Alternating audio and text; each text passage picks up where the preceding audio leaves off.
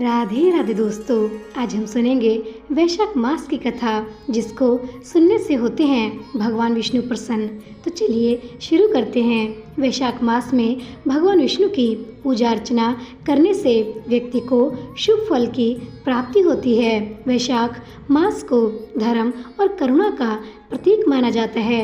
मान्यता है कि इसी महीने में भगवान परशुराम और गौतम बुद्ध का जन्म हुआ था। इस पूरे माह में वैशाख मास की कथा महात्म्य पढ़ने या सुनने से भगवान विष्णु की कृपा प्राप्त होती है। सूत जी कहते हैं, महात्मा नारद के वचन सुनकर राजश्री अम्बरीश ने विस्मित होकर कहा, महामुनि, आप मार्गशीर्ष आदि पवित्र महीनों को छोड़कर वैशाख मास की ही इतनी क्यों प्रशंसा करते हैं? उसी को सब मासों में श्रेष्ठ क्यों बतलाते हैं? यदि माधव मास सबसे श्रेष्ठ और भगवान लक्ष्मीपति को अधिक प्रिय है, तो उस समय स्नान करने की क्या विधि है? वैशाख मास में किस वस्तु का दान, कौन सी तपस्या तथा किस देवता का पूजन करना चाहिए? कृपा निधे उस समय किए जाने वाले पुण्य कर्म का आप मुझे उपदेश दीजिए।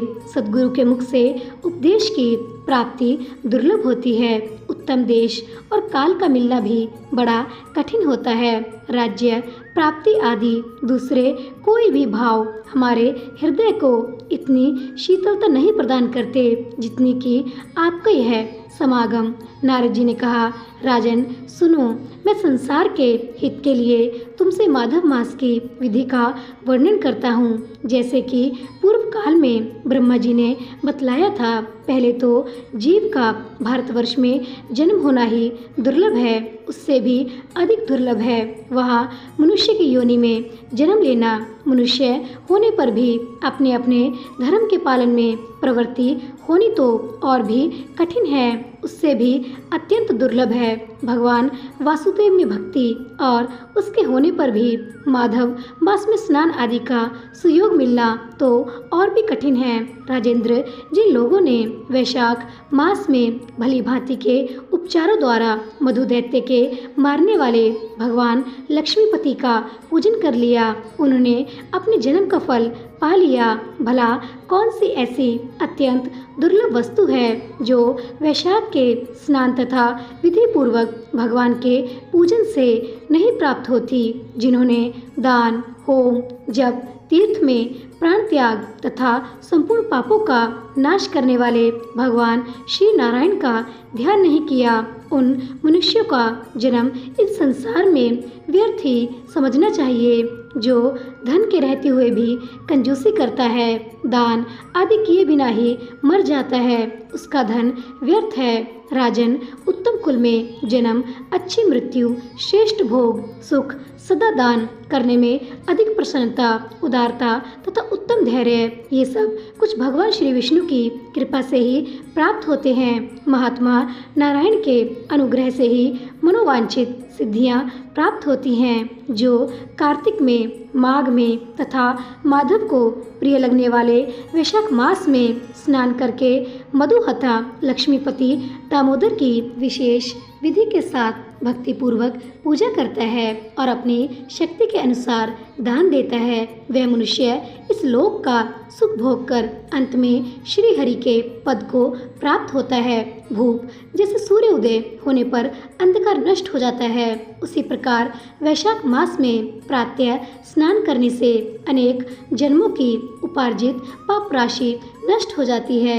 यह बात ब्रह्मा जी ने मुझे बताई थी। भगवान श्री हरि विष्णु जी ने माधव मास की महिमा का विशेष प्रचार किया है। अतः इस महीने के आने पर मनुष्य को पवित्र करने वाले पुण्य जल से परिपूर्ण गंगा तीर्थ, नर्मदा तीर्थ, यमुना तीर्थ अथवा सरस्वती तीर्थ में सूर्योदय से पहले स्नान करके भगवान मुकुंद की पूजा करनी चाहिए। इससे तपस्या का फल भोगने के पश्चात अक्षय स्वर्ग की प्राप्ति होती है। भगवान श्री नारायण अनामय रोग व्याधि से रहित हैं। उन गोविंद देव की आराधना करके तुम भगवान का पद प्राप्त कर लोगे।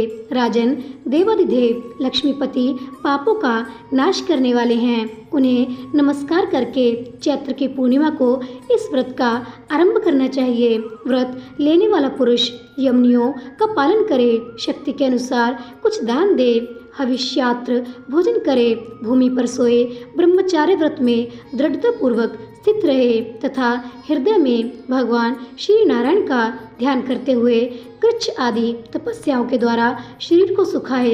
इस प्रकार नियम से रहकर जब वैशाख की पूर्णिमा आए उस दिन मधु तथा तिल आदि दान करे, श्रेष्ठ ब्राह्मणों को भक्ति पूर्वक भोजन कराए, उन्हें दक्षिणा सहित धेनु दान दे तथा वैशाख स्नान के व्रत में जो कुछ त्रुटि हुई हो उसकी पूर्णता के लिए ब्राह्मणों से प्रार्थना करें। भोपाल, जिस प्रकार लक्ष्मी जी जगदीश्वर माधव की प्रिय हैं, उसी प्रकार माधव मास भी मधुसूदन को बहुत प्रिय है। इस तरह उपयुक्त नियमों के पालन पूर्वक 12 वर्षों तक वैशाख स्नान करके अंत में मधुसूदन की प्रसन्नता के लिए अपनी शक्ति के अनुसार व्रत का उद्यापन करें। अम्बरीश, पूर्व काल में ब्रह्मा जी के मुख से मैंने जो कुछ सुना था वह सब वैशाख मास का महात्म्य तुम्हें बता दिया। अम्बरीश ने पूछा, मुने, स्नान में परिश्रम तो बहुत थोड़ा है, फिर भी उससे अत्यंत दुर्लभ फल की प्राप्ति होती है। मुझे इस पर विश्वास क्यों नहीं होता?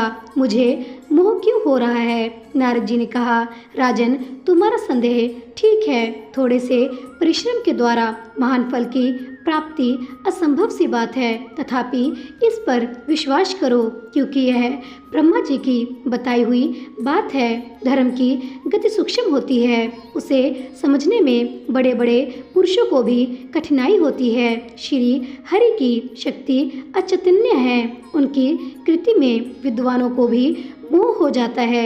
विश्वामित्र आदि क्षत्रिय थे, किंतु धर्म का अधिक अनुष्ठान करने के कारण वे ब्राह्मणत्व को प्राप्त हो गए। अतः धर्म की गति अत्यंत सूक्ष्म है।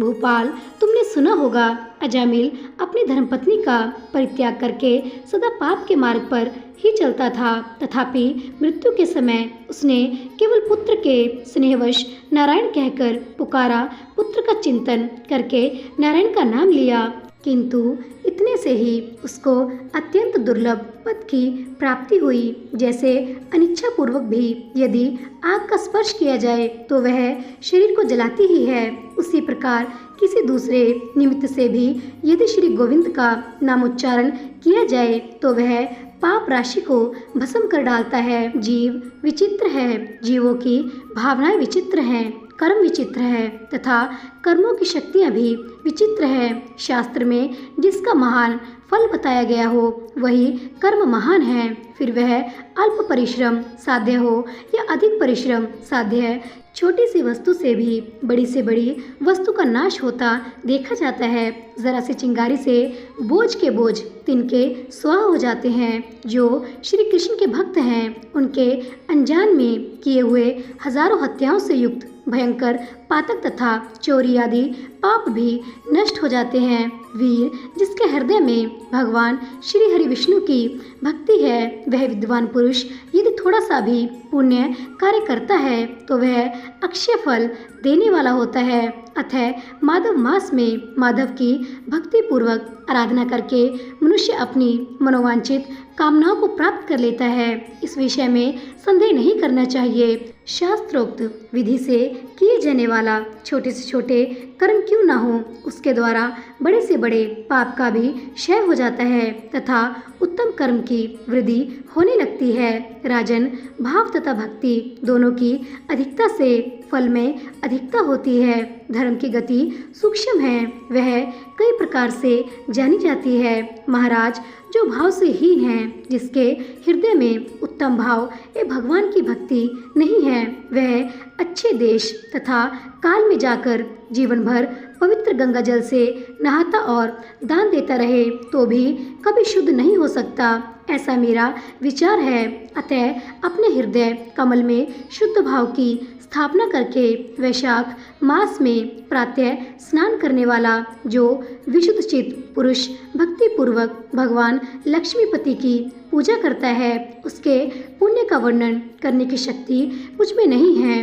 अतः भूपाल, तुम वैशाख मास के फल के विषय में विश्वास करो। छोटा सा शुभ कर्म भी सैकड़ों पाप कर्मों का नाश करने वाला होता है। जैसे हरि नाम के भय से राशि राशि पाप नष्ट हो जाते हैं, उसी प्रकार सूर्य के मेष राशि पर स्थित होने के समय प्रातः स्नान करने से तथा तीर्थ में भगवान की स्तुति करने से भी समस्त पापों का नाश हो जाता है। जिस प्रकार गरुड़ के तेज से सांप भाग जाते हैं, उसी प्रकार प्रातःकाल वैशाख स्नान करने से पाप पलायन कर जाते हैं। यह निश्चित बात है। जो मनुष्य मेष राशि के सूर्य में गंगा या नर्मदा के जल में नहाकर 1, 2 या तीनों समय भक्ति भाव के साथ पाप प्रशमन नामक स्तोत्र का पाठ करता है, वह सब पापों से मुक्त होकर परम पद को प्राप्त होता है। अम्बरीश, इस प्रकार मैंने थोड़े में यह वैशाख स्नान का सारा महात्म्य सुना दिया। अब और क्या सुनने चाहते हो? और इसी के साथ हमारी वैशाख मास की पावन कथा यहीं पर संपन्न होती है। प्रेम से बोलिए श्री लक्ष्मीपति नारायण की जय। दोस्तों, अगर आपको वैशाख मास की कथा अच्छी लगी है तो कृपया जाने से पहले ऐसे ही ज्ञानवर्धक जानकारियों के साथ जुड़े रहने के लिए मेरे चैनल को सब्सक्राइब करना और लाइक करना मत भूलिएगा। मिलते हैं अगली कथा के साथ, तब तक के लिए जय श्री हरि विष्णु। राधे राधे।